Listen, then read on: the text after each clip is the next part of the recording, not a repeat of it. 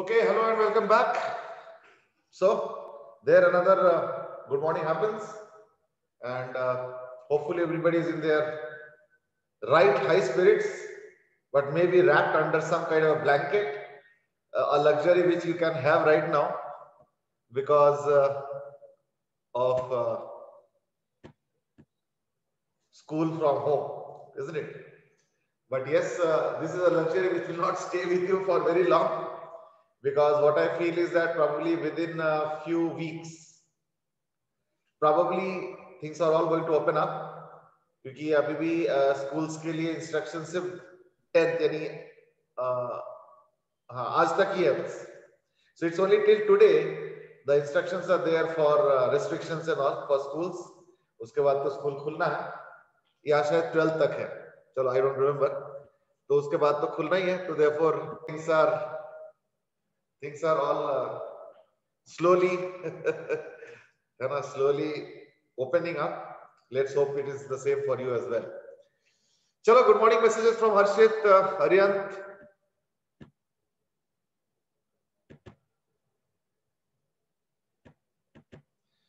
Bhavya, Ansh, Krisha said कि फिर मैं आ जाऊं. अगर 10 तक ही restriction है तो फिर तो मैं आ भी सकता हूं. हाँ, most probably yes. So let's hope that from next week again things open up. Let's hope. Chalo, anyway, let's start the proceedings of the day. We were discussing on buoyant force and about flotation, isn't it?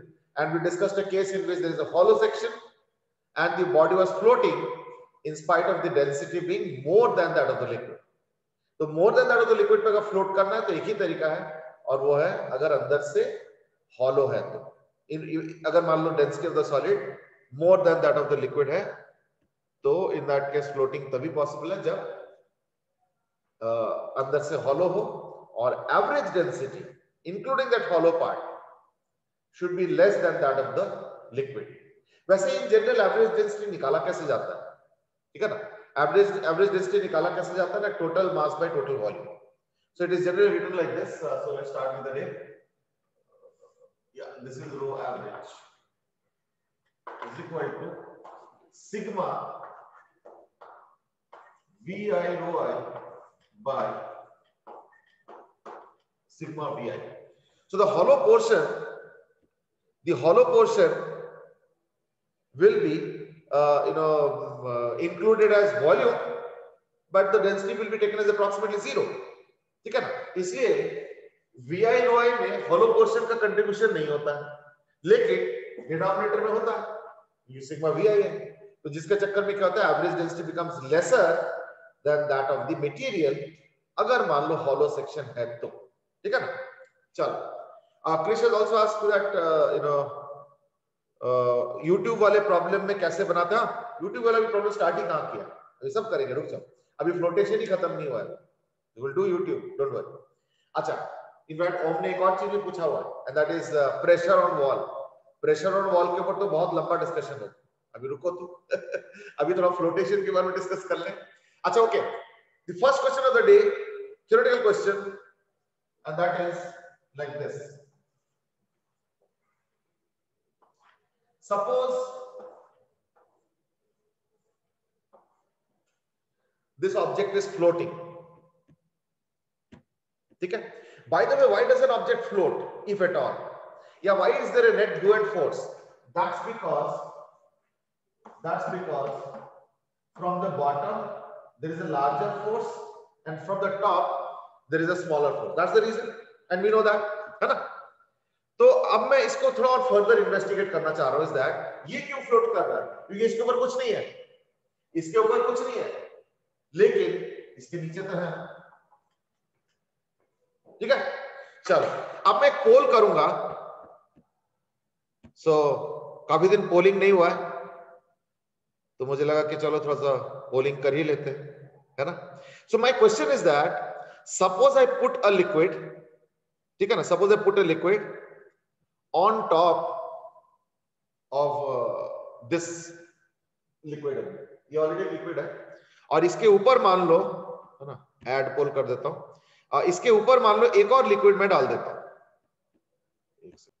Okay, तो the poll is like this, that actually इतने already existing है ना floatation के ऊपर question launch polling या there is a पोल।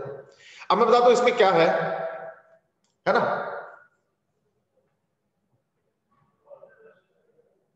देहम से इसकी एक बार ये फॉर्मूला वापस बता दो। कौन सा फॉर्मूला बेटे? I am not getting you. ठीक है ना? Okay, suppose what I do is that I put a liquid on the top. ध्यान रखना इस लिक्विड की वजह से ऊपर से भी फोर्स आता है, नीचे से भी फोर्स आता है, इस वजह से फ्लोट करता है। अब मैंने ये वाला लिक्विड डाल दिया तो देयरफॉर अब ये लिक्विड ऊपर से प्रेशर देंगे, है ना? तो क्या ये नीचे चला जाएगा, ऊपर चला जाएगा, या स्टेज देयर होगा? That is the thing. Okay, there is an interesting result. Okay, there's an interesting result in the sense कि not many have put up some of the options. Can you tell me which formula are you mentioning here? वो rho I VI by VI वाला। फिर से बोलो। वो sigma rho I VI by VI। अच्छा, इसमें कुछ नहीं है। देखो मैंने क्या बोला, एवरेज डेंसिटी क्या होता है? Total mass by total volume. तो मास क्या होता है? Volume into density. तो टोटल मास क्या होगा ना? एक लिक्विड का वॉल्यूम इनटू डेंसिटी, दूसरे लिक्विड का वॉल्यूम इनटू डेंसिटी, तीसरे लिक्विड का वॉल्यूम इनटू डेंसिटी, ऐसे करके सबका ऐड कर लो, सिग्मा VI अपॉन पहले लिक्विड का वॉल्यूम, दूसरे लिक्विड का वॉल्यूम, तीसरे लिक्विड का वॉल्यूम, चौथे लिक्विड का वॉल्यूम, इससे सबको ऐड कर लो।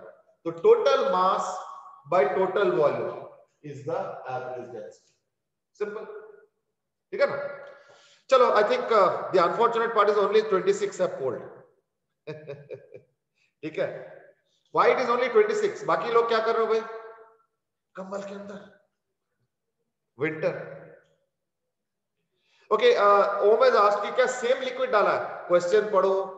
इफ अनदर लाइटर लिक्विड तभी तो मैंने बोला ऊपर चला जाएगा। अगर अनदर हेवियर लिक्विड डालते तो वो तो नीचे आ जाता और ये वाला ऊपर चला जाता, फिर ऐसे नहीं हो जाता। So I put another lighter liquid, so that lighter liquid will only act from the top. At least that's what the figure sees. Okay, let me put the final result of the poll. 28 have participated in the poll, so I'm wondering who are those 7 who are nicely cozily sleeping. ठीक है ना? तो moves up आया हुआ है 53%, that is 16 people out of 20, out of 30. अब तो 2 जने और आ गए। 16 is like moves up, comes down. And polling कर देता हूं मैं, तो आई थिंक शेयर रिजल्ट से तुम लोग को पता चल जाएगा। ठीक है, okay, so that's the result. Moves up, आधे जाने का मूव्स अप है, और बाकी दोनों मिला के comes down and stage there, मिला के ऑलमोस्ट आधा, 16 और 14, so there is not much of a difference. Well, the answer to this question is that this body is going to go a little up. This body is going to be slightly up. But you know what? There is a certain logical fallacy which seems to be working, and that is, हो सकता है तुमको लगेगा ये क्या चक्कर है, हमने तो लिक्विड ऊपर दिया, तो लिक्विड तो फिर ऊपर से प्रेस कर रहा है ना, तो फिर तो ये नीचे चला जाना चाहिए। So I'm using a logic. I might be wrong. So it's up to you to point out whether my logic is wrong or right. तो मैं एक लॉजिक लगा रहा हूं कि जब मैं ऊपर से लिक्विड डाल दूंगा तो वो लिक्विड ऊपर से प्रेशर डालेंगे, ठीक है ना? वो लिक्विड साइड से भी प्रेशर डालेंगे, बट साइड से हमें क्या करना है, वो लिक्विड ऊपर से प्रेशर डालेंगे, और इस वजह से क्या होगा, ये सॉलिड दब के नीचे आ जाएगा। That is my logic. Now if I am wrong, point out what is wrong in my argument, and if I am right, then it will stay. Yeah, so what is the argument, what is the mistake I made? Okay, Ansh has given the right answer, and that's why I'm not reading it. I'm just waiting for more responses.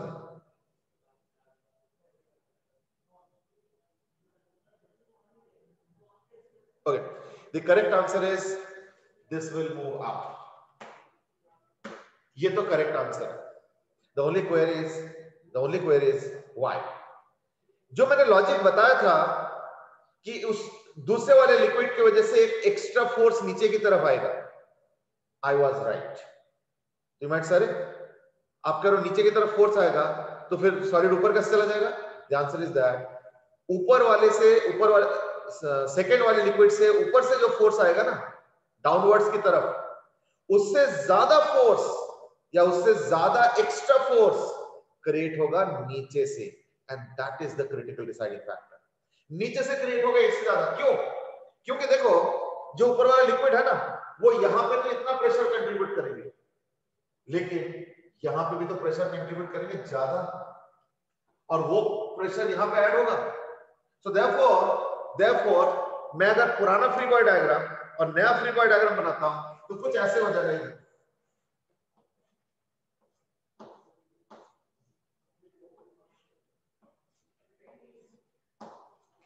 ये है पुराने liquid का बुओयंट force.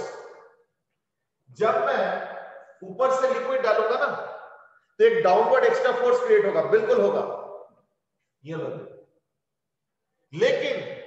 लेकिन उसी liquid की वजह से यहां पे प्रेशर ज्यादा है, इसलिए और एक एक्स्ट्रा फोर्स नीचे से जो क्रिएट होगा वो ऊपर वाले फोर्स से भी ज्यादा होगा, यानी एक एक्स्ट्रा फोर्स। तो मैं एक काम करता हूं, मैं जो है डबल एरो से रिप्रेजेंट कर रहा हूं।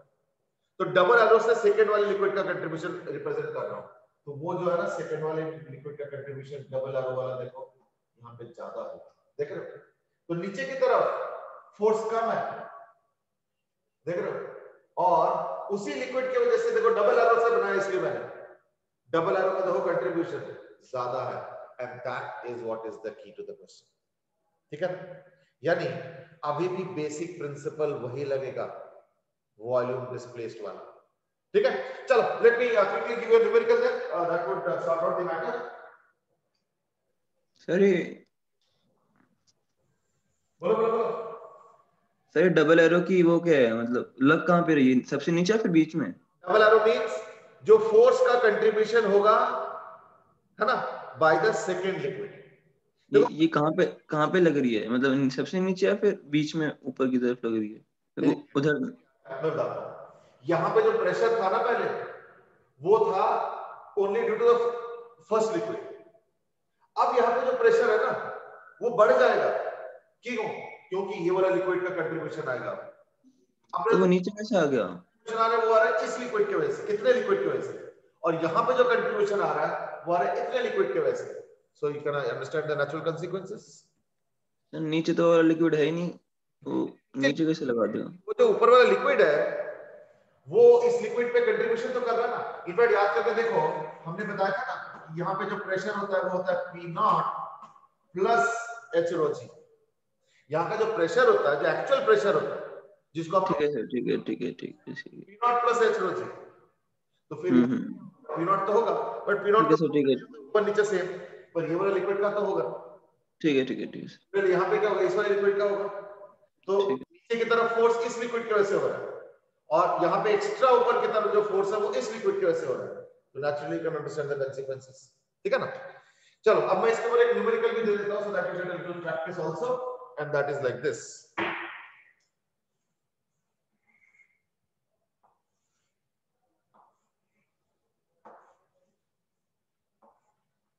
Suppose I say this is having a density of 7,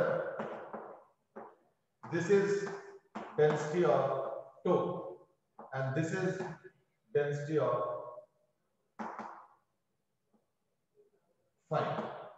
ठीक है, you have to find out ratio of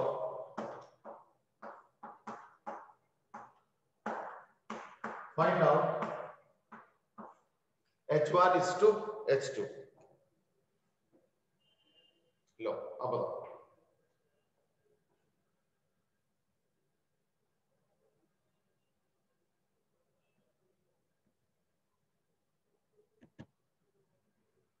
You will find out the volume of or value of H1 is to H2।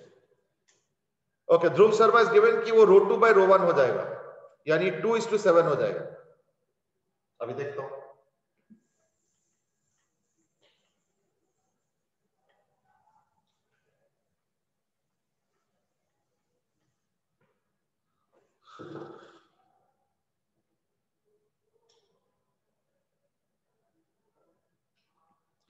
Okay, Dhruv Sharma has almost given an instantaneous answer. 4 answers coming up. Shreyasi says 2:3, Om says 3:2, Aryan Jain 2:3. वो 3 और 2 का खेल it seems.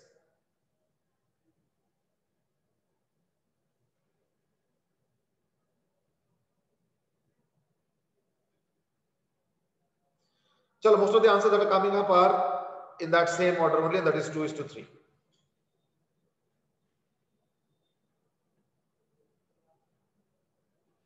Okay, now Som has also given 2:3, Aditya must also 2:3. Chalo, let me quickly get the answer. It's an easy question now. H1 is the displaced corresponding to the displaced volume. यानी H1 into A. वैसे A is just a formality, but चलो कोई नहीं, proper तरीके से कर रहा हूँ तो कर ही लेता हूँ. H1 into A is the displaced volume of this liquid into density into G plus weight of displaced of this liquid. यानी H2 into A into 7 into G should be equal to what? The H1 plus H2 into A into 5 into G. That's it. ठीक है. अब मैं काम कर सकता हूँ, यानी वो सब A, G वगैरह वो सब खत्म हो जाएगा. 2H1 plus 7H2 is equal to 5H1 plus 5H2. तो अगर मैं H1 को इधर ले जाता हूँ, H2 को इधर ले आता हूँ, यानी 2H2 is equal to 3H1. ठीक है ना? यानी H1 by H2 is equal to 2/3. So therefore 2/3 जो आंसर्स आ रहे हैं, ये सब करेक्ट आंसर आ रहा है. यश खुराना, आदित्य माथुर, सोम, अरियंत. ओम का आंसर 3/2 मुझे लगता है उल्टा कर दिया. चलो कोई बात नहीं. The numbers that you are getting is also the same. So I presume that वो, और शायद ओम कुछ मेंटली भी कैलकुलेट कर रहे होंगे. इसलिए भी कई बार मिस्टेक हो जाता है. चलो, so that was the idea of flotation. Now let me ask you some questions which will test the ideas of your mind, and that is, मैं इसी में एक क्वेश्चन और पूछना चाहूंगा. थोड़ा क्वेश्चन को समझो, ठीक है ना? मैं इस पे भी एक वो लगा देता हूं, ठीक है ना? And that is,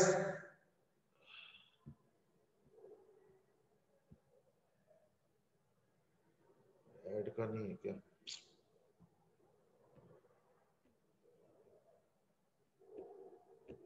हाँ, तो जो मैं कर रहा था is that suppose there is a boat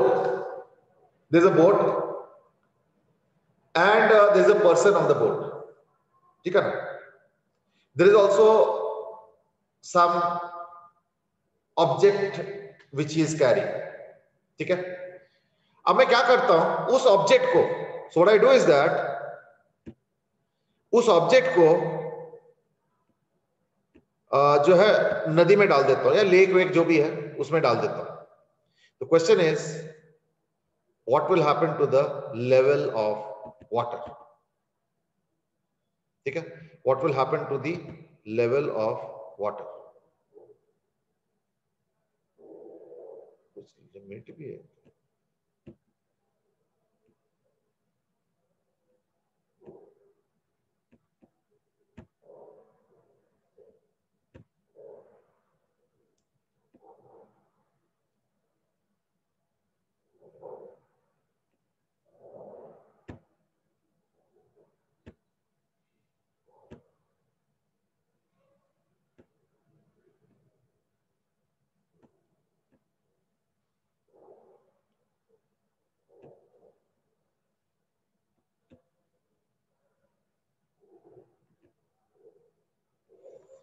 Okay,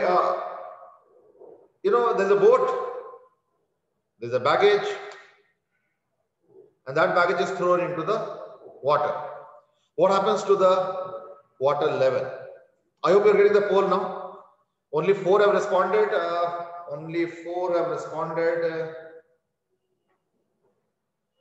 Okay, Dhruv says no effect. Shreyas says remain same. Yash Khurana says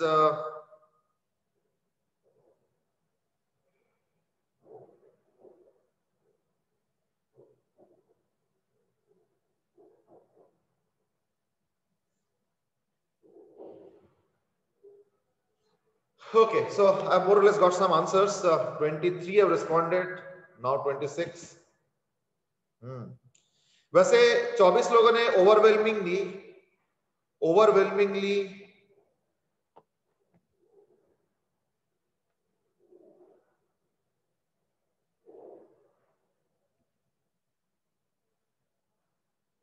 Om cess कि मुझे फॉल्स पे करना था, राइज पे दब गया। कोई बात नहीं। चलो कोई बात, doesn't matter.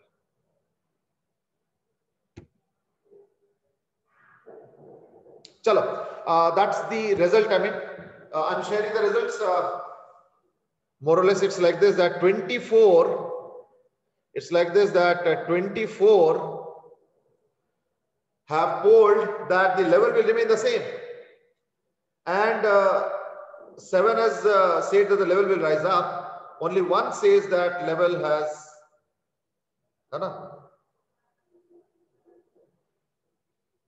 Now Dhruv Sharma has reversed the question. He is asking now a question कि अगर मान लो एक बंदा बोट में है और ऐसे एक ग्लास पानी पी ले तो क्या होगा? So it's the reverse question now. मैंने बोला कि बैगेज को अगर बोट से पानी में गिरा दे तो क्या होगा? He is reversing it. Okay, fine. Let me answer the question first of all. The best answer to this question is any of the above. Any of the above, and you have to understand it. In fact, nobody polled this any of the above. कुछ लोग rises बोल रहे हैं, कुछ लोग remains same बोल रहे हैं. बल्कि remains same तो लगभग सब लोगों ने बोला. I mean, 24 out of the total, I mean, have said remains same. देखो, मैं बताता हूँ इसमें it will depend on the density of the baggage. मैं बताता हूँ कैसे. Ansh says that I consider the baggage to be heavier than water. Maybe you consider it, but that may not be acceptable always. चलो let's see. Suppose एक boat है और एक baggage है. अब देखो ये जो बैगेज का डेंसिटी है solid, that would be either less than that of the liquid or equal to the liquid or more than that of the liquid. So let's see what will happen if suppose the density of the solid is more than the liquid. Density of the solid is equal to liquid and density of solid is less than that of the liquid. देखो अगर density of the solid less than the liquid होगा तो तुम baggage को पानी में डाल भी दोगे ना तो वो फ्लोट करेंगे. हो गया? अगर वो फ्लोट करता है, let's say if it is floating suppose, तो पहले बोट में फ्लोट कर रहा था, पानी के ऊपर फ्लोट करेगा तो डिस्प्लेस वॉल्यूम का कंट्रीब्यूशन तो सेम ही रहेगा ना. And the same will happen even if let's say they are equal. So therefore there is no change in the water level, so the water level remains same.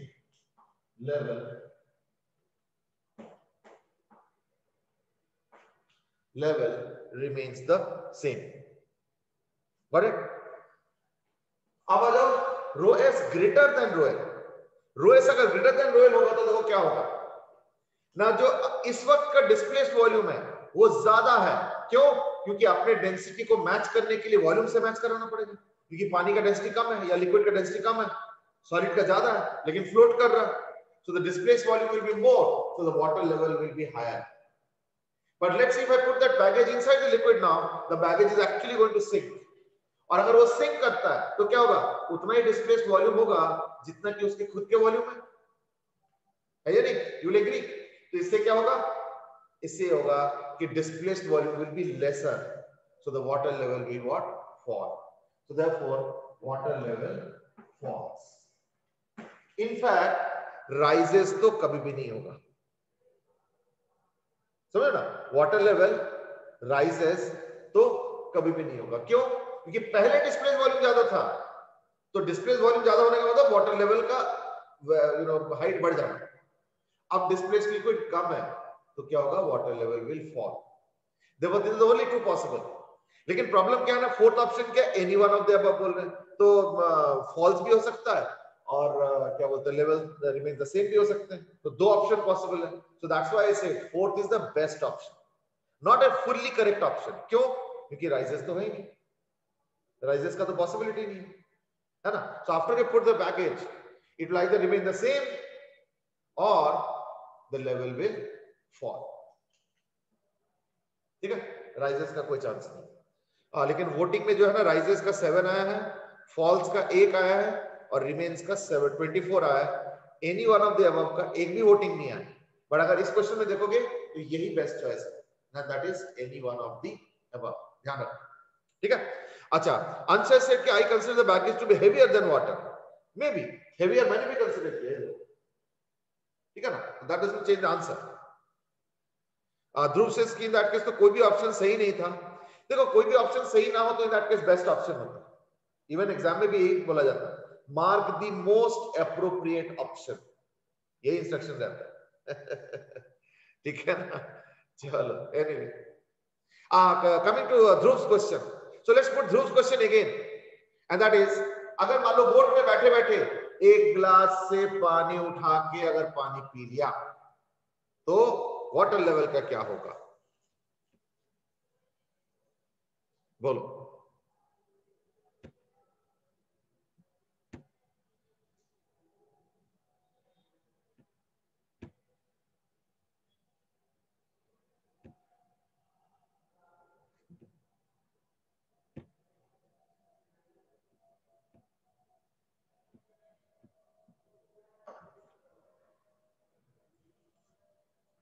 इसमें ना आज add का option ही नहीं आ रहा, पता नहीं क्या हो गया। डिलीट करना पड़ेगा क्या, तभी हो पाएगा क्या? आई डोंट नो। हाँ, इट सीम्स कि इसमें ना एक मैक्सिमम लिमिट है, इससे ज्यादा नहीं जाने देता है।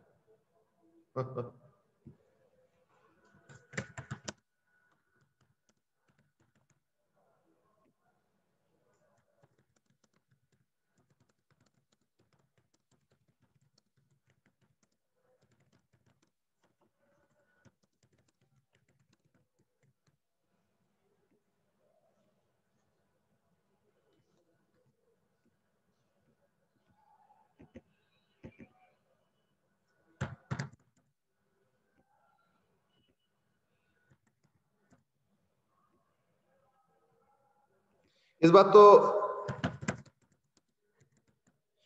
तो you know clear cut options है, इसमें कोई डेंसिटी का सवाल नहीं है। क्यों? क्योंकि as I said that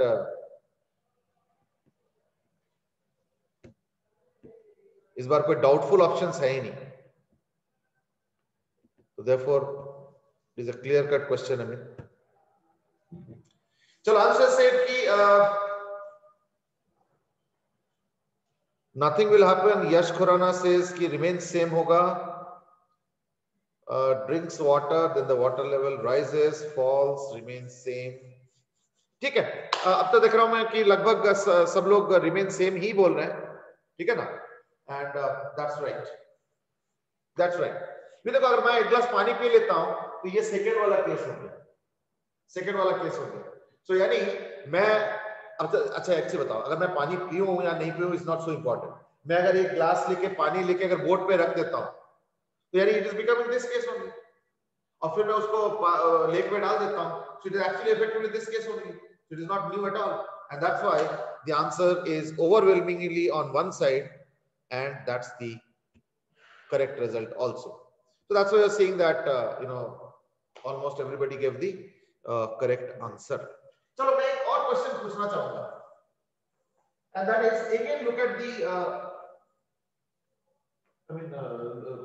look at the question carefully.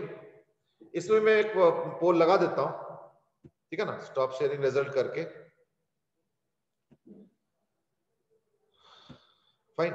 और question is similar but slightly different. Question is that there is a glass shell, suppose, ठीक है।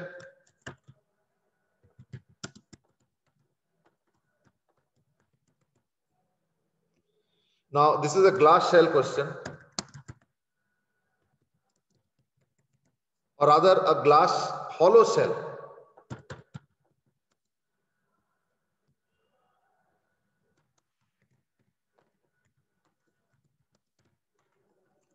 and all the pieces are collected together. Very meticulously it is collected.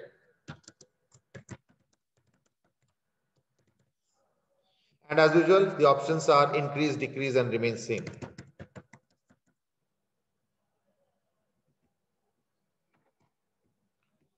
So I'm just quickly, it takes time actually. ठीक है ना, remain same. तो अब तुमको बताना है कि कौन सा होगा इसमें से, that is will remain the same or will increase or decrease. Question समझ में आ गया ना? क्वेश्चन ये है कि एक ना हॉलो शेल है ग्लास का, ये हॉलो शेल है, अंदर अंदर अंदर ट्रैप एयर है और मैंने वेइंग मशीन से वेट किया, ठीक है ना, और बाद में मैं क्या करता हूं, पूरे टुकड़े कर देता हूं और उसके सारे पीसेस को मेटिकुलसली कलेक्ट करता हूं and I put them in a heap. अब तुमको बताना है कि कलेक्ट करने के बाद वेट बढ़ेगा, घटेगा, रिमेन्स द सेम होगा. वैसे मैंने एक गलती किया है इसमें, एक और ऑप्शन मुझे डालना था, मैं भूल गया. अब क्या करूं, एंड पोलिंग कर देता हूं, ठीक है ना. एडिट ऑप्शन नहीं है क्या? एडिट ऑप्शन जरूर होगा. वेट कंपैरिजन एडिट,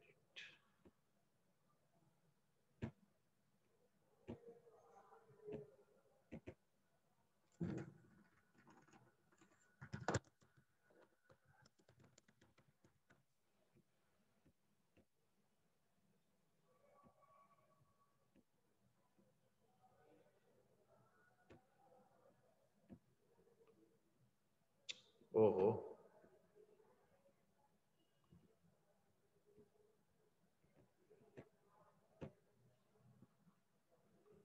कुछ तो गड़बड़ होगा.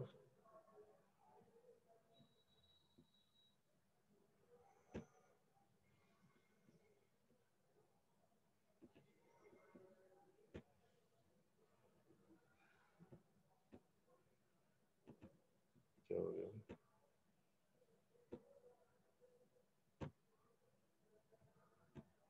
सेव भी हुआ नहीं. कंपैरिजन एडिट,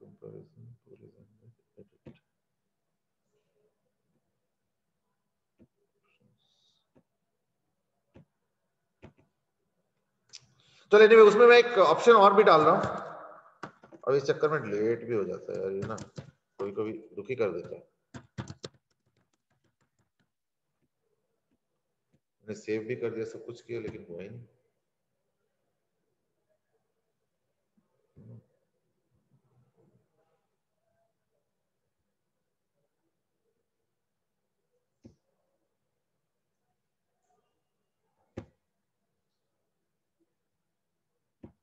चलो एनीवे, तुम लोग वैसे ही बता दो यार, ये हुआ ही नहीं, पता नहीं समाओ, पता नहीं क्यों नहीं हुआ. ठीक है ना. And that is all four options are there, remain same, increase, decrease and also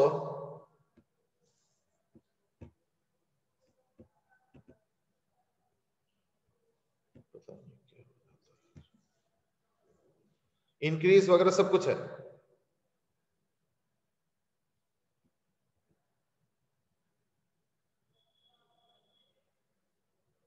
फिर क्या ऑप्शन होगा, इसमें नहीं आ रहा. ओके, ये ना आंसर थोड़ा सा कॉम्प्लिकेटेड है, इसका आंसर थोड़ा ध्यान से सुनो, क्योंकि ओके इसका आंसर पता क्या होगा, will depend. Now let me explain how.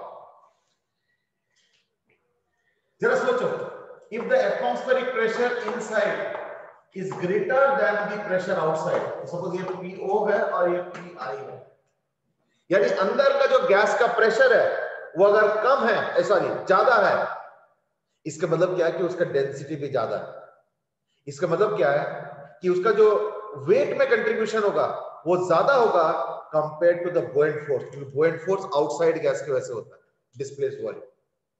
Glass की वजह से कोई फर्क नहीं पड़ा, क्यों? ग्लास के मैंने सारे टुकड़े कलेक्ट किया, इसलिए ग्लास की वजह से कोई फर्क नहीं पड़ रहा। फर्क कहां पड़ेगा? फर्क पड़ेगा इस एयर की वजह से। अभी फिलहाल अगर मान लो P I greater than PO होता है, दैट मींस उसका वेट का कंट्रीब्यूशन ज्यादा है और बुओयंट फोर्स का कंट्रीब्यूशन कम है। अब जब ये प्रेशर, अब जब ये गैस खत्म हो गया, इसका मतलब क्या हुआ कि अब वो न्यूट्रलाइज हो गया, तो देयरफॉर इसका वेट ज्यादा होगा, इसका कम होगा, यानी क्या होगा ना, वेट विल रिड्यूस। अगर मान लो P I is equal to PO है, यानी अगर इनसाइड का प्रेशर आउटसाइड का प्रेशर बराबर है, इन दैट केस जितना वो वेट में कंट्रीब्यूट करेगा उतना ही वो बुओयंट फोर्स में भी कंट्रीब्यूट करेगा, क्योंकि बाहर का और अंदर का सब कुछ सेम है। सो देयरफॉर इसमें क्या होगा, रिमेन्स सेम होगा।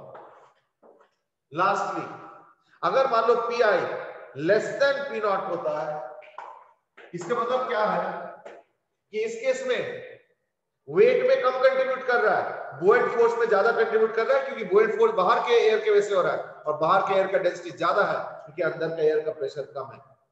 एंड देयरफॉर इस केस में क्या होगा, weight will increase.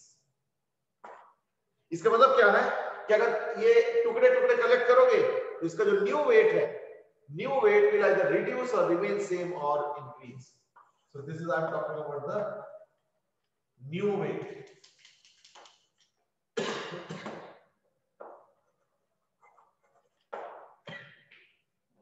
I am talking about the new weight. ये एक पॉइंट समझ लो, ठीक है ना।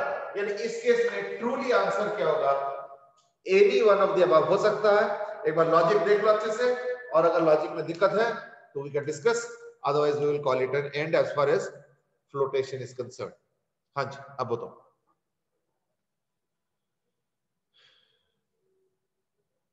ओके, देव से इसकी एक बार दोबारा समझाना। देखो, see I you to understand one thing is that कि अंदर का एयर का कंट्रीब्यूशन दो है, एक है वेट में और क्या है ना, उतनी कॉरेस्पॉन्डिंग बाहर के वेट, बाहर के डेंसिटी ऑफ एयर के कॉरेस्पॉन्डिंग बुओयंट फोर्स। तो अगर मान लो अंदर का एयर का डेंसिटी ज्यादा है तो उसका वेट में ज्यादा कंट्रीब्यूशन आएगा, और बाहर का डेंसिटी ऑफ द एयर कम है तो उसके बुओयंट फोर्स में कम कंट्रीब्यूशन आएगा। यानी ओवरऑल कंट्रीब्यूशन इसका अगर देखते हो तो क्या होगा, वो वेट को ऐड करेगा। अब जब वो बाहर चला जाएगा, सिर्फ ग्लास के टुकड़े रह गए, यानी अब तो एयर वाला कोई मामला ही नहीं रह गया। ग्लास वाला पार्ट तो पहले भी वही था, अभी भी वही है, तो उसमें कोई फर्क तो पड़ नहीं रहा है। यानी क्या हो रहा है, पहले जब वो एयर ट्रैप था तो उसका वेट ज्यादा था, बुओयंट फोर्स कम था उसके कॉरेस्पॉन्डिंग। तो जब वो चला गया तो वो पार्ट हट गया, तो क्या होगा, वेट विल रिड्यूस। इसके वेट के पहले कंट्रीब्यूशन ज्यादा था, तो वही मैं कह रहा हूं, P I greater then P not में ये ज्यादा भारी होगा, अब ये हल्का हो गया, यानी वेट रिड्यूसेस। ये इसका लॉजिक है। सो मैं आस्क्ड क्या ये पी प्रेशर है? बिल्कुल। और ऐसे केस में देखना, प्रेशर ज्यादा होगा तो उसका डेंसिटी भी ज्यादा होगा। तो मेरे कहने का मतलब ये था कि अगर तुम इसका देखते हो ना, तो इसका वेट में इसका ओवरऑल कंट्रीब्यूशन देखो, ओवरऑल कंट्रीब्यूशन क्या है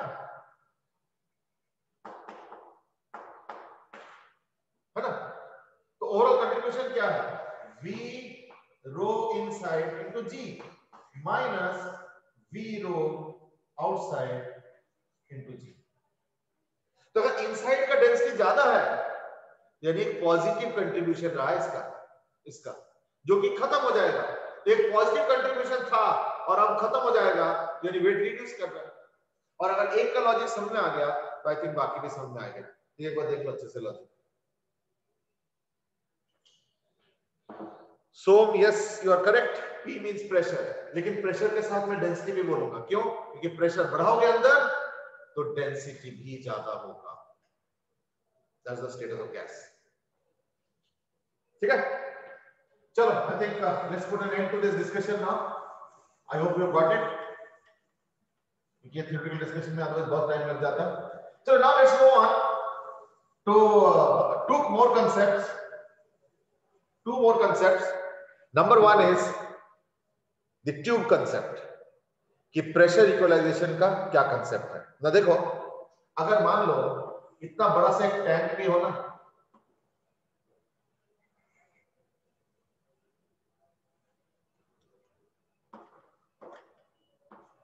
और अगर इसमें इतना पानी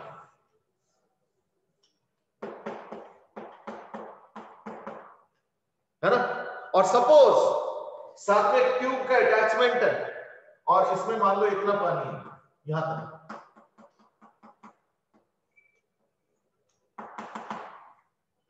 ठीक है, यहां तक पानी है इसका और इसका यहां तक, तो इंटरेस्टिंगली इसके पास, टैंक के पास बहुत ज्यादा पानी है कंपेयर टू दैट ट्यूब, लेकिन पानी टैंक से ट्यूब में नहीं जाएगा, ट्यूब से टैंक में आएगा।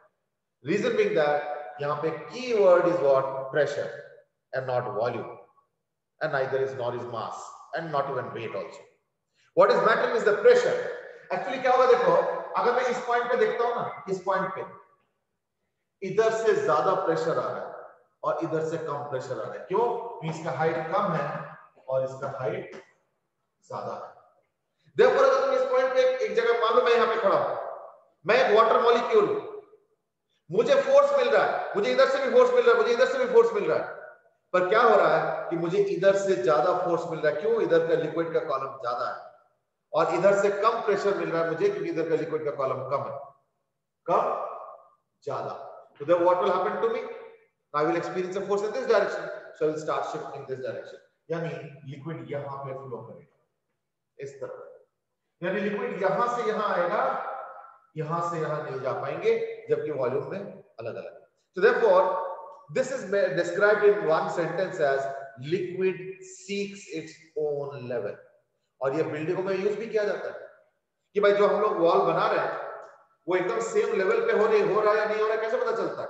तो वो एक पाइप ले लेते हैं, जैसे मान लो ये वॉल हो गया, वो क्या करते हैं, पाइप ले लेते हैं ऐसे करके, और उसमें पानी रहता है, और उसमें पानी रहता है, और वो चेक कर लेते हैं कि क्या यहाँ पे पानी का लेवल और यहाँ पे पानी का, ट्रांसपेरेंट पाइप होता है, क्या यहाँ पे पानी का लेवल सेम है या नहीं। मान लो किसी वजह से वॉल थोड़ा सा टेढ़ा बन गया, क्योंकि बड़े बड़े वॉल कई बार टेढ़ा हो जाता है, और वाटर लेवल यहाँ पे यानी वॉल नीचे जा रहा है, पता चल गया, एटलीस्ट वहां करेक्शन कर सकते हो। एकदम वॉल वहां तक लगा दिया, उसके बाद करेक्शन करने के फायदे क्या है? इसलिए हर लेयर पे देखना, चेकिंग होता रहता है कि लेवल ठीक से हो रहा है या नहीं हो रहा है। So that is what is done, and that is also using the same principle that liquid tries to be at the same level, but उसके लिए क्या कंडीशन है? सेम लिक्विड होना चाहिए। अगर अलग लिक्विड है मान लो, ठीक है ना,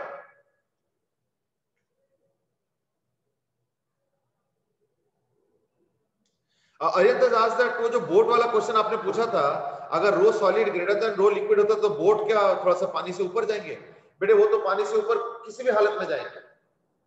मैंने बोट का नहीं पूछा था, मैंने पानी के लेवल का पूछा था कि जो बैग था वो पहले बोट के थ्रू पानी को दबा रहा था, अब बैग खुद पानी को दबाएंगे डिस्टेंस के डिस्प्लेस करेंगे, तो मैं इसलिए वाटर लेवल का पूछा था। बोट तो हर हालत में ऊपर जाएंगे थोड़ा सा, क्यों? क्योंकि बोट को डिस्प्लेस वॉल्यूम कम चाहिए, क्योंकि उसका वेट कम है, तो वो डेंसिटी से मैटर नहीं करता है उसका, इसलिए वो बैगेज डेंसिटी का पानी का डेंसिटी के बराबर हो, ग्रेटर हो, लेस देन, फेंकने के बाद बोट तो थोड़ा ऊपर जाएगा, उसमें तो कोई शक नहीं, वो तो यूनिवर्सल केस है। The point that we were discussing was the water level, that was the question. चलो एनीवे, तो ये हो गया वाटर या liquid seeks its own level, लेकिन उसके लिए डेंसिटी सेम होना चाहिए। अगर डेंसिटी सेम नहीं होगा तो इन दैट केस क्या करेंगे ना, एक तरफ का प्रेशर और दूसरी तरफ का प्रेशर बराबर होना चाहिए, दैट्स द केस। चलो देखते हैं, जैसे सपोज एक टेस्ट ट्यूब है,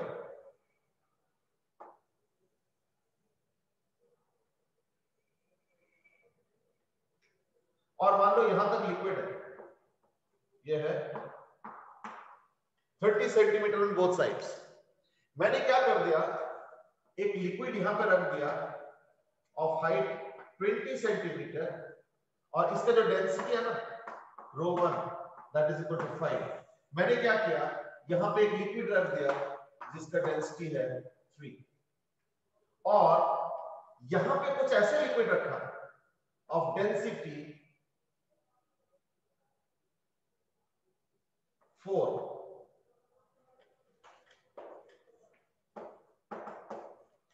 ठीक है ना, कुछ ऐसे लिक्विड रख दिया, पता नहीं कितना,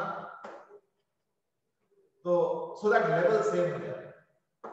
find H so that level on both sides are equal.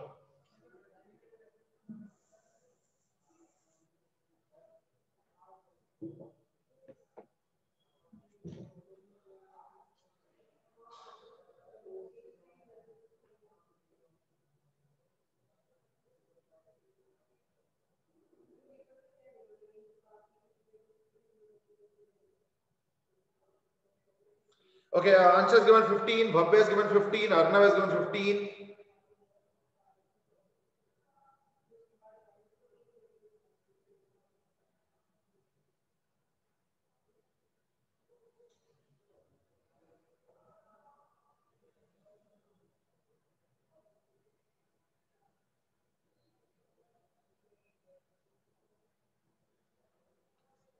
Okay, that's interesting.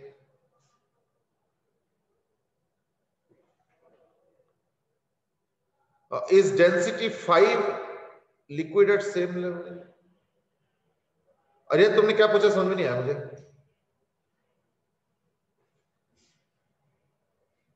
देखो ये वाला लिक्विड डेंसिटी दे रखा है 5 का. ये 20 सेंटीमीटर का लिक्विड हमने दिया है, पोर कर दिया, 20 सेंटीमीटर के बराबर का लिक्विड पोर कर दिया. ठीक है, तो अब इसलिए इस साइड थोड़ा दब जाएगा, उस साइड थोड़ा उठ जाएगा, है ना, और ऊपर से भी लिक्विड है. अब मैं उधर से भी लिक्विड डालना शुरू करता हूं सो दैट फिर से लिक्विड लेवल बराबर हो जाए. That's the question. ओके, सबने आंसर दे दिया. 15 15 15 15 15, Harshit 15, Som 15, Sagarika 15, Krish 15 and so on. Okay, you know what, let's do one thing.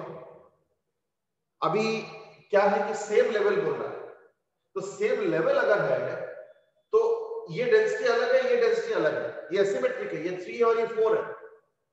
तो इन दोनों पोर्शन का तो सेम हाइट हो ही नहीं सकता है, इन दोनों पोर्शन का तो हो नहीं सकता, यानी ये भी थोड़ा ऊपर नीचे हुआ होगा, ये भी थोड़ा सा ऊपर नीचे हुआ होगा. अब कितना है देखते हैं. ठीक है ना, तो यानी हम ऐसे लिक्विड पोर करना चाहते हैं सो दैट दोनों का लेवल सेम हो जाए. ठीक है ना, दोनों तरफ का लेवल सेम होना चाहिए. देखो क्या पूछा है, दोनों तरफ का लेवल सेम चाहिए. ठीक है, so the question is not saying that. अच्छा, अगर मान लो, चलो अगर मान लो 15 सेंटीमीटर लेते हो तो पता क्या होगा कि इसका जो प्रेशर होगा वो होगा h रो g, g छोड़ दो तो h बोलते 20, रो बोलते 3, तो इसका प्रेशर हो गया, और उसका होगा 15 into 4. 15 into 4. अब क्या होगा, इसका प्रेशर और इसका प्रेशर सेम आ गया, तो अब पता क्या होगा, ये दोनों लिक्विड भी सेम, ये जो फर्स्ट लिक्विड है ना, ये सेम लेवल पे आ जाएंगे. पर अगर पहला लिक्विड अगर सेम लेवल पे आ जाए तो इन दैट केस ये पॉसिबिलिटी एग्जिस्ट ही नहीं करेगी. क्यों? क्योंकि अगर लिक्विड सेम लेवल पे है, इधर से 20 सेंटीमीटर, इधर से 15 सेंटीमीटर, तो दोनों आपस में तो सेम हुआ नहीं. Find h so that the level are same on both sides. ये क्वेश्चन है, समझे ना, ये क्वेश्चन.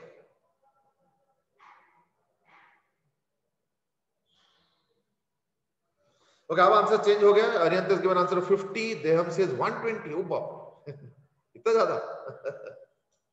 चल देखते हैं. ठीक है ना, चलो लेट्स स्टार्ट. देखो इसमें मैं बताता हूं तरीका क्या होगा. इसका तरीका ये हो जाएगा, सपोज ये लेवल सेम है, ठीक है, सेम बना दिया, तो ये h है और ये 20, तो ये मान लो 20 और ये h. देख रहे हो, मैंने दोनों को सेम लेवल पे नहीं बनाया, इधर का लिक्विड उधर को लिक्विड को सेम नहीं बनाया. तो मैं कह रहा हूं कि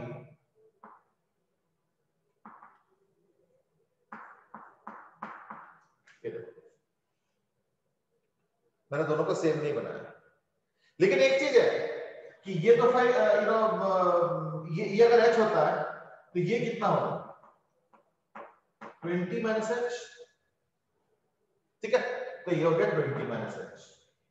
तो ये है वैसे सेम लिक्विड, ध्यान रखना.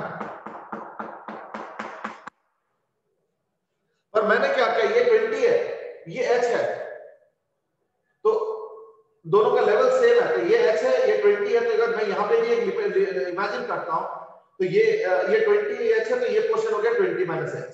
20 माइनस एच में कौन सा लिक्विड है? लिक्विड 1 है, यानी रो 1 ध्यान रखना।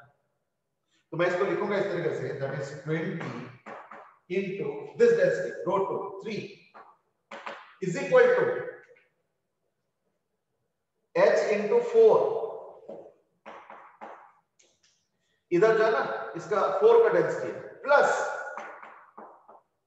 20 माइनस एच इंटू 5। देख लो अच्छे से। तो यानी क्या हो गया? ये हो गया 30 सेंटीमीटर कोई काम नहीं है। 30 सेंटीमीटर, हाँ 30 सेंटीमीटर।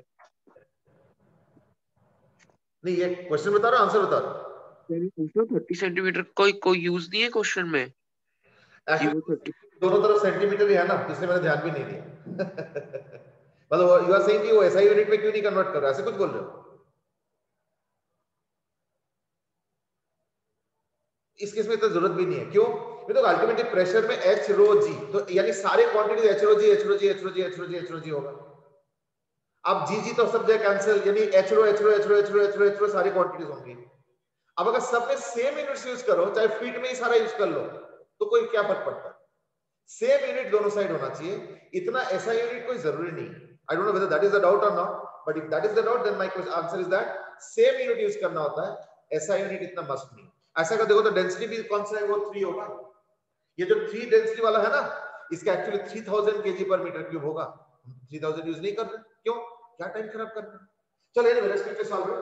ये 60 is equal to 4h plus 100 minus 5h, तो ये चला गया उधर, यानी क्या होगा? h इज इक्वल टू 40 आ जाएगा, यानी h is equal to 40 centimetre. देख लो अच्छे से।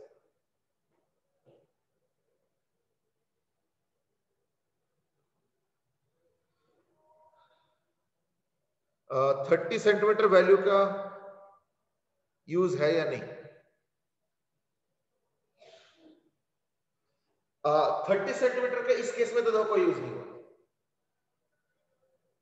कोई यूज नहीं, ठीक है ना? देख लो अच्छे से। लेकिन पता 30 का यूज कब हो सकता है, अब वो थोड़ा केयरफुल रहना पड़ेगा। इज दैट सपोज एक ऑप्शन नन ऑफ दिस भी है, यानी नॉट पॉसिबल काइंड ऑफ, तो हमें थोड़ा ध्यान रखना पड़ेगा। क्यों?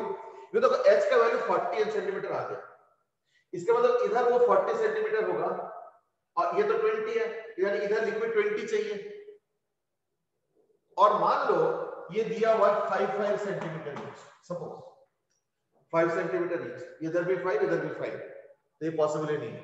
क्यों?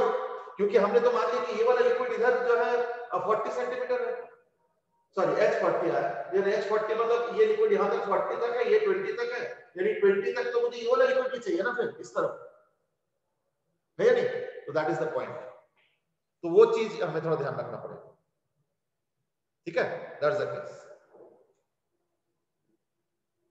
देख लो अच्छे से।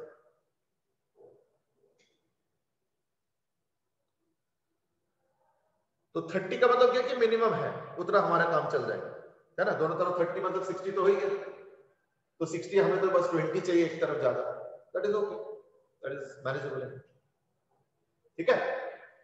चलो, so that was the answer to this particular question.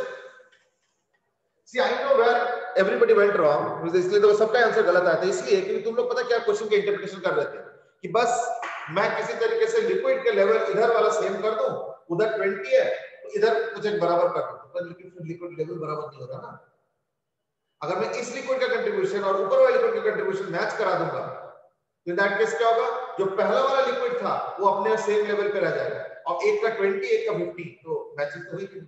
इसलिए हमें डिफरेंट तरीके से करना पड़ेगा, मतलब पहले काम करो इधर 20 भर दो, तो ऐसे हो जाएगा थोड़ा सा, फिर उधर दूसरा वाला भरना शुरू करो, तो कुछ ऐसे ऐसे करके करके जो भी होगा, सो दैट फाइनली दोनों तरफ का ओवरऑल लेवल सेम रह जाए। So that was the interpretation to the question, ठीक है ना? I think now you got a feel of what has to be done. Basically क्या है कि दोनों तरफ के प्रेशर्स को मैच कराना पड़ता है एट द सेम लिक्विड। जैसे मैं एक और एग्जांपल बता देता हूं,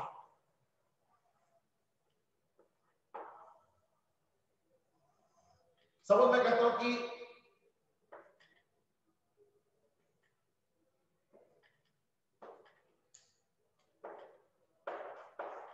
ये 30 सेंटीमीटर है और इसका डेंसिटी है सपोज 2, ठीक है, और ये है 40 सेंटीमीटर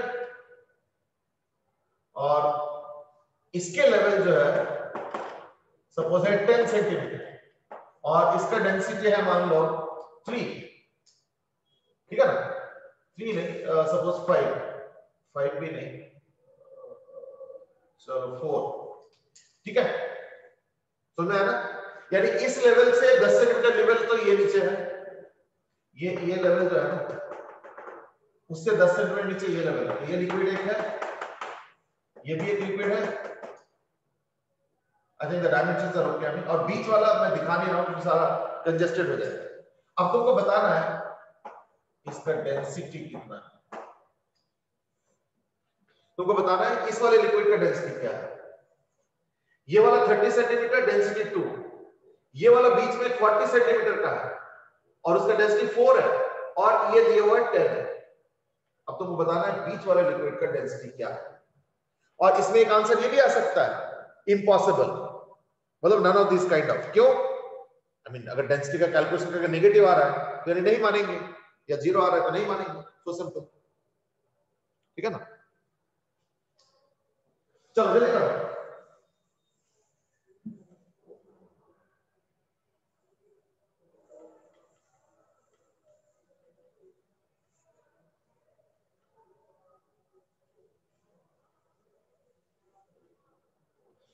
Okay, already answer आ चुका है। श्रेयस says 5, ध्रुव says 10, आदित्य 1, अंश Agarwal 5, Krishnanagar 5. 5 is the majority. 5 is the majority till now. मनशा, आर्यन सब लोग अब जो है, क्रेश अब जो है सब लोग 5 ही दे रहे हैं। 5 is the majority. चलो ठीक है, let me put it like this, 30 into 2 plus, अब जरा ध्यान से देखो ज्योमेट्री, ये 10 है, ये 40 है, तो ये ऊपर से 50 है, ये 30 है, यानी अगर मैं इस लेवल के साथ मैच करूं ये हो गया 20, ठीक है ना। कैसे? 30 प्लस 20 50, और इधर देखो 10 प्लस 40 50, तो ये सेम लेवल हो।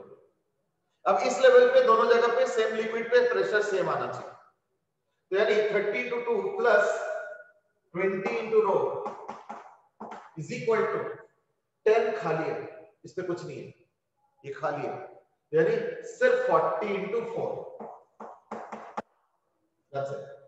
यानी 60 plus 20 row is equal to 80, है ना, यानी रो is equal to 1, oh sorry 160, ठीक है ना, 100, यानी रो is equal to 5, ठीक है। रो 5 है, सोम, ध्रुव, आदित्य, सागरिका, मनशा, अरियंत, अंश वगैरह सब लोगों ने सही आंसर दे दिया, ठीक है ना, बट फर्स्ट वाज श्रेयसी बसा, ठीक है। तो that's the density of the liquid which is there on this side, ठीक है। चलो that ends the tube based questions. अभी ट्यूब वाले क्वेश्चंस इतने ही हैं। कल हम लोग बड़ा इंपॉर्टेंट एरिया करेंगे and that is on pressure on the walls, torque, ठीक है ना, फिर effective pressure, lot of things I mean that is lined up for tomorrow. तो hopefully we will be able to catch up with the syllabus that is there for CPT tomorrow itself. अगर नहीं हो पाया तो in that case maybe Monday भी थोड़ा सा part cover करना पड़ सकता है। एक्चुअली क्या हो ना, बाकी बैचेस में लिक्विड्स पहले कराया जा रहा है, सॉलिड्स बाद में, तो मैंने सॉलिड्स पहले करा दिया, तो इसलिए थोड़ा सा वो एक मिसमैच हुआ है, and that's why we have kept only you know fluid statics in terms of flotation and pressure and all those things in the statics part. One last question and that is Som has asked कि fluid statics का last topic कौन सा है? Actually पता क्या ना, fluid statics के CPT का last topic है pressure on wall and all those things, जो हम लोग कल करना शुरू करेंगे। Hopefully कल खत्म हो जाएगा, नहीं तो फिर मंडे खत्म होगा। That's what I say. But उससे fluid statics खत्म नहीं होगा, क्योंकि fluid statics का एक और topic भी है that is called as surface stage, which will wind up later on. Arnav says कि 10 सेंटीमीटर प्रेशर क्यों नहीं गिना? नहीं, 10 सेंटीमीटर प्रेशर इसलिए नहीं गिना क्योंकि ये एटमॉस्फेयर है, ये एयर है, तो वो तो एयर यहाँ पे भी है, तो वो तो एटमॉस्फेरिक प्रेशर यहाँ पे भी है, यहाँ पे भी है, इसलिए इसको क्यों गिनेंगे? समझा ना अर्नव? ये वाला पार्ट में कोई लिक्विड नहीं है, ये हवा है, खाली है, और वो पोर्शन यहाँ पे है, तो दोनों तरफ atmospheric pressure, we need not count, ठीक है। HCV से क्वेश्चन मार्क करा दो।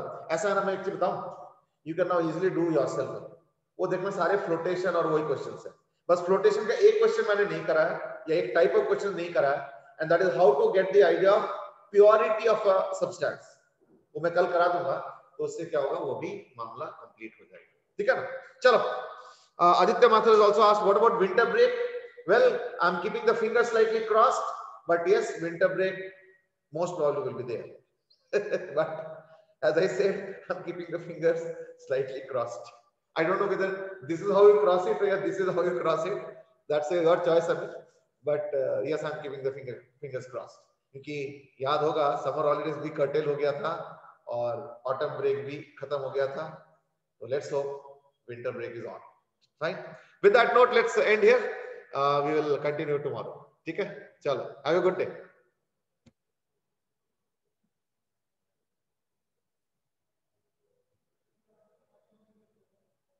Thank you and good day.